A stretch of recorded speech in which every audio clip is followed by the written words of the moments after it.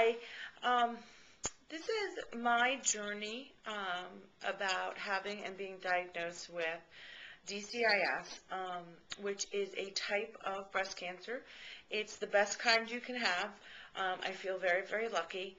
I was diagnosed with it through a mammogram. They called me back and said they found these like calcifications that have grouped together, which could have been benign calcifications, which are just like little um, semicircles or half circles. And then the rest of it is grouped together in the small milk duct. And I had never heard of DCIS before, but what it means is ductal cancer in suet, which means in the milk duct.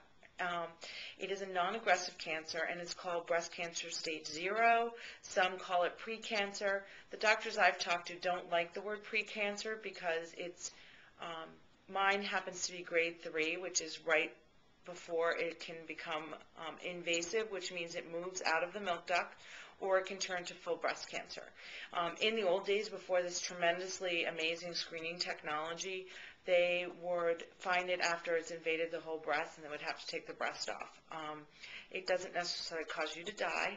My surgeon came in and said, so, you're not going to die from this. And I'm like, okay. But it can cause problems in the sense that if it keeps coming back, they can only, how they do it is they remove the DCIS. First you get a mammogram and they put a wire towards the DCIS, and then the surgeon goes in and takes out that area. And because this is all cellular, he can't see what he's doing. So he hopes that he gets all the edges and that there is a 20% chance that he will have to go back in and get the remaining edges because there's no way to tell while he's in there. They try to tell, but they really need full pathology report to be able to make sure they got it all. Then you recover, and it takes 3 or 4 days, a week without exercise, like hard exercise.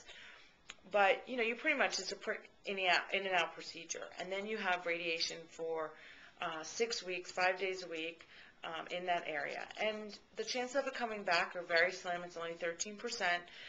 If you are able to take tamoxifen for estrogen based, which is mine, but I can't take tamoxifen because it can cause blood clotting, and I have a propensity for that. So my chances might be a little higher. If you take tamoxifen, it's only 7%. So I think these are really great odds, but I heard this news and I was devastated for the weekend, and I allowed myself to just grieve. My mother died of premenopausal breast cancer, and I kept saying I'm not my mother, that I'm going to take care of this and that I'm going to do it the right way, and whatever kind of treatment they tell me to do, whatever test they want me to take, then I'm going to do it. So this is my journey for DCIS. I have several videos after this in regards to my experience with sonograms and going back after my MRI and all of the whole process. But what I don't have videos on is that I did meet 2 surgeons and picked one that I liked the best.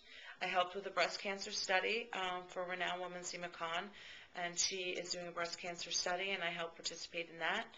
And I did pick a doctor, and I'm very excited that I trust him, and he's very calm, and I think very thorough, and I liked his presentation. So I'm going with him, and he has a good reputation too, and I've heard great things about him.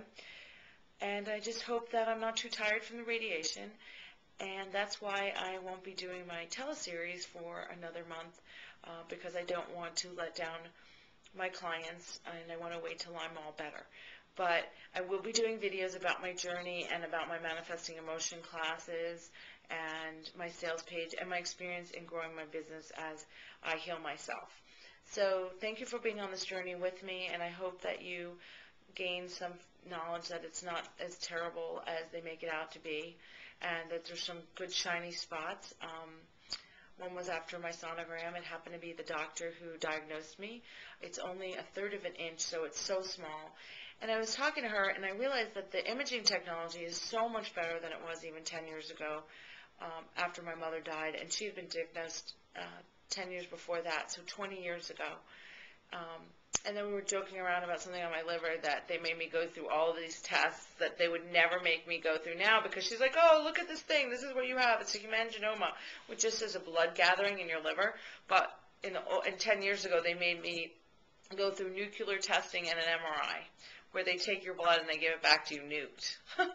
She's like, oh yeah, we would never do that now. So thank God for new technology, and that I can share my story with you too. So good luck, and I hope that you stay well and healthy.